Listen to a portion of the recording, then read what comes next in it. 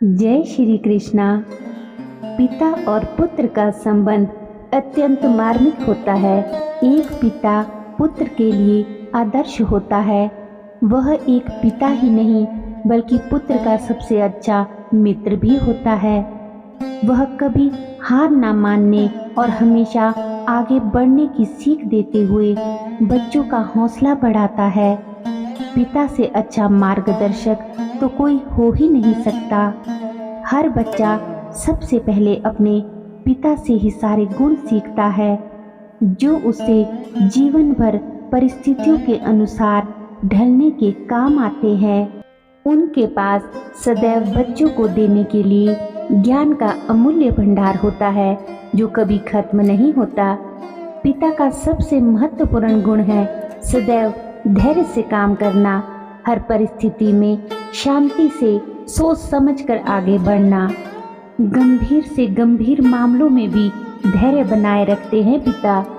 कुछ भी हो जाए खुद पर से नियंत्रण नहीं खोते। खुद अनुशासन में रहकर बच्चों को अनुशासन में रहना सिखाते हैं। एक पिता का दिल सबसे बड़ा होता है। कई बार उनके पास पैसे ना होते हुए भी वे अपनी ज़रूरतें भूलकर हमारी ज़रूरतों को और कभी कभी गैर ज़रूरी ज़रूरतों को भी पूरा करते हैं। वे कभी हमें या परिवार के सदस्यों को किसी चीज़ के लिए तरसने नहीं देते। बच्चे कोई भी बड़ी से बड़ी गलती ही क्यों ना कर दे, तब भी पिता कुछ देर गुस्सा दिखाने के बाद उसे माफ़ कर देते हैं। एक पिता अपनी कोई तकलीफ किसी को नहीं बताते, बल्कि वे घर के लोगों की हर ज़रूरत और तकलीफ का पूरा ख्याल रखते हैं। इन्हीं सभी विशेषताओं के कारण पिता की महानता और अधिक बढ़ जाती है और उनकी तुलना दुनिया में किसी से भी नहीं की जा सकती।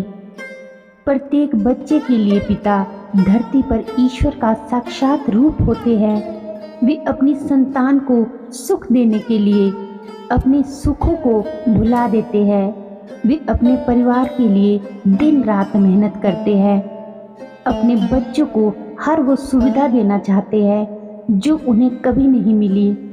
कई बार तो छोटी सी तनख्वाह में भी बच्चों को अच्छी शिक्षा देने के लिए पिता कर्ज में भी डूब जाते हैं, लेकिन बच्चों के सामने कभी कोई परेशानी जाहिर नहीं करते। शायद इसीलिए पिता दुनिया में सबसे महत्वपूर्ण होते हैं। एक बाप और बेटे का रिश्ता ऐसा होता है, माँ तो फिर भी बोल देती है लव यू, लेकिन बाप कभी नहीं बोलता। माँ के लिए बहुत कुछ लिखा पढ़ा गया है, लेकिन बाप के लिए बहुत कम लिखा गया है। पिता के लिए ये 4 लाइन: पिता रोटी है, कपड़ा है, मकान है। पिता नन्हे से परिंदे का बड़ा आसमान है। पिता है तो घर में प्रतिपल राग है। पिता से माँ की बिंदी चूड़ी और सुहाग है।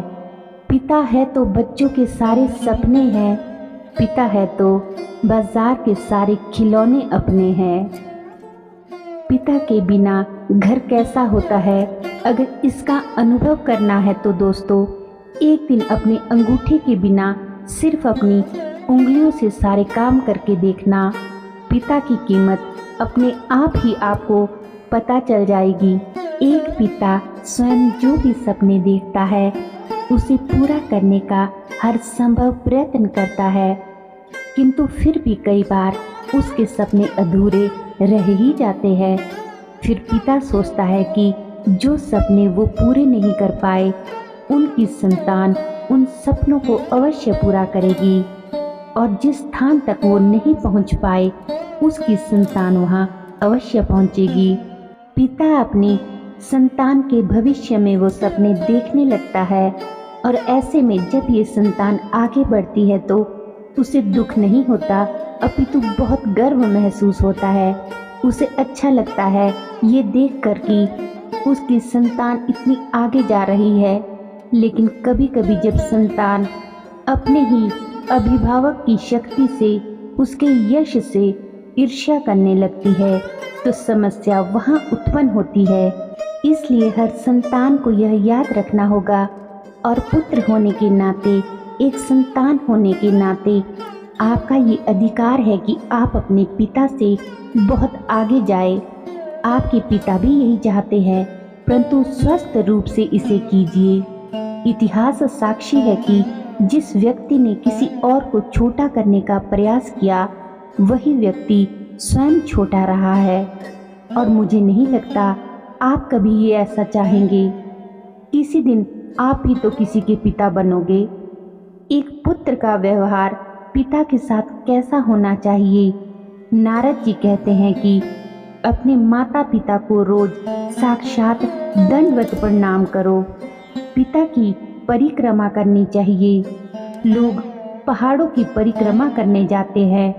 गुजराती लोग गिरनार पहाड़ की, वैष्णव गोवर्धन पहाड़ की, महाराष्ट्रियन ब्रह्मगिरी पहाड़ की, दक्षिणी देवगिरी पहाड़ की, चित्रकूट में कामुदगिरी पहाड़ की, और कोई कोई तो कैलाश पर्वत की परिक्रमा करने जाते हैं। किंतु जो माता पिता है, कैलाश स्वरूप शिव पार्वती स्वरूप, उनकी परिक्रमा करना भूल जाते हैं। माता पिता की परिक्रमा करना ही तो सही परिक्रमा है। इसीलिए रोज माता पिता को प्रणाम करना चाहिए, पिता की वंदना करनी चाहिए। पिता आधार है, कुटुंब का आधार। भले ही आप माँ की प्रशंसा करते हो, लेकिन जितना माता का मूल्य है ना, उन्हीं के समान पिता का भी मूल्य है। पिता का मूल्य कम नहीं है। जिनके घर में पिता नहीं रहते ना, उनके घर का छत खत्म हो जाता है, उनकी पूरी दुनिया उजड़ जाती है।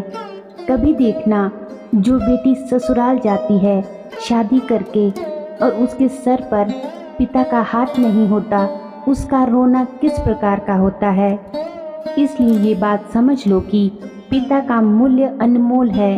माँ की महिमा तो सभी करते हैं, परंतु पिता तो पिता है। बाप के बिना सब कुछ खत्म हो जाता है। सभी बच्चों से मेरा यही कहना है कि घर में अपने पिता का सम्मान कीजिए, उन्हें रोज प्रणाम कीजिए, उनके चरण दबाने चाहिए। अगर घर में पिता नहीं है तो उनकी फोटो के आगे रोज नमन करो, प्रार्थना करो, उनको याद करो। एक पिता अपने बच्चों के लिए क्या कुछ नहीं करता, उनका पालन पोषण, खिलाना पिलाना, पढ़ाना लिखाना। पिता अपने लिए जूते नहीं खरीदते, लेकिन अपने बेटे को कहते हैं कि तुम सबसे बढ़िया वाला जूता, तुमको जो लेना है ले लो। पिता ने अपने लिए कपड़े नहीं लिए, बच्चे को यूनिफॉर्म दिलाया। अपने लिए धर्म ग्रंथ की किताबें नहीं ली, अपने बेटे को स्कूल की किताबें ला कर दी। ऐसे होते हैं पिता। धन कमाना कोई आसान काम नहीं है। किसी के पास काम करना, मजदूरी करना, भला बुरा सुनना, फिर जाके महीने में तनख्वाह पाना। इसलिए सदैव पिता का आदर करो। पिता का स्थान कोई नहीं ले सकता। एक विवाह के समय देखना, घर के सभी सदस्यों के कपड़े सबसे महंगे और अच्छे होंगे, किंतु पिता कहते हैं कि मुझे महंगे कपड़ों की आवश्यकता नहीं है, मैं ऐसे ही ठीक हूँ। ऐसे होते हैं पिता। रामायण में जब राम जी को कैकेयी द्वारा 14 वर्षों का वनवास हुआ तो पिता राजा दशरथ पुत्र वियोग में रोने लगे, बहुत ज़्यादा दुखी हुए और राम जी को बोलते हैं कि हे राम, तुम मुझे बंदी बना लो और स्वयं अयोध्या के राजा बन जाओ, कोई कुछ नहीं कर सकेगा। तुम वनवास जाने से बच जाओगे और कम से कम मेरे पास तो रहोगे, मेरे सामने तो रहोगे। ये होता है पिता का पुत्र प्रेम। किंतु फिर भी श्री राम ने ऐसा नहीं किया। उन्होंने माँ की आज्ञा का पालन किया। राम जी इतने आज्ञाकारी पुत्र थे कि अगर कैकेयी उस समय उनको 14 वर्ष का वनवास ना देकर अगर ये भी कहती कि राम तुम मर जाओ, तो राम खुशी खुशी मर भी जाते, लेकिन माँ का कहना ना टालते। ऐसे आज्ञाकारी पुत्र थे राम जी। भगवान राम कहते हैं कि यदि किसी का पिता दुराचारी भी हो, चाहे संसार उसे त्याग भी दे तो भी पुत्र का धर्म है कि वो अपने पिता को भगवान की तरह पूजे, क्योंकि पिता ही मनुष्य का प्राणदाता होता है। जो अपने पिता की भक्ति नहीं करते, देवता तो क्या स्वयं भगवान भी उनकी पूजा को स्वीकार नहीं करते हैं। पिता की मौजूदगी सूरज की तरह होती है। सूरज गर्म जरूर होता है, लेकिन अगर गर्म ना हो तो अंधेरा छा जाता है। किसी पिता ने क्या खूब लिखा है कि मेरे कंधे पर बैठा मेरा बेटा जब मेरे कंधे के साथ खड़ा हो गया, मुझे से कहने लगा, देखो पापा, मैं तुमसे बड़ा हो गया। मैंने कहा, बेटा, इस खूबसूरत गलतफहमी में भले ही जकड़े रहना, मगर मेरा हाथ सदा ही पकड़े रहना। जिस दिन ये हाथ छूट जाएगा बेटा, तेरा ये रंगीन सपना भी टूट जाएगा। ये दुनिया वास्तव में इतनी हसीन नहीं है। देख, तेरे पांव तले जमीन नहीं है। मैं तो तेरा बाप हूँ बेटा। बहुत खुश हो जाऊंगा जिस दिन वास्तव में तू मुझसे बड़ा हो जाएगा, मगर बेटा कंधे से नहीं, जब तू जमीन से बड़ा हो जाएगा, ये बाप तुझे अपना सब कुछ दे जाएगा और तेरे कंधे पर दुनिया से चला जाएगा। इस कविता को सुनाने का दोस्तों बस इतना ही मतलब है कि अपने माता पिता का सम्मान कीजिए, उनसे बहुत प्यार कीजिए। माता पिता गुस्सा करते हैं तो करने दीजिए, उनके गुस्से में भी प्यार है। मारते हैं तो मारने दीजिए, उनकी मार में भी प्यार है। प्यार दिखाने का अपना अपना तरीका होता है। कोई चिल्लाकर, कोई स्पर्श से, कोई दिल को छूकर प्यार करता है, परंतु कोई भी माता पिता अपने बच्चे से नफरत नहीं करते, ना ही कभी वे अपने बच्चों का बुरा सोच सकते हैं। अगर जिंदगी में कामयाब होना है तो पिता का होना बहुत ज़रूरी है। एक वही इंसान है जो खुद से भी ज़्यादा कामयाब अपने बच्चों को देखना चाहता है। भगवान श्री कृष्ण कहते हैं कि पिता नीम के पेड़ जैसे होते हैं, जिसके पत्ते भले ही कड़वे हो पर वह छाया हमेशा ठंडी देता है। पिता वो लोहार है जो अपनी डांट से ठोक पीट कर बच्चों को अच्छा इंसान बनाता है। लोग कहते हैं कि मरने के बाद जन्नत मिलेगी, स्वर्ग मिलेगा। मैं कहती हूँ कि माँ बाप की सेवा करो तो जीते जी ही स्वर्ग मिल जाएगा। नसीब वाले हैं जिनके सर पर पिता का हाथ होता है, जिद भी पूरी होती है।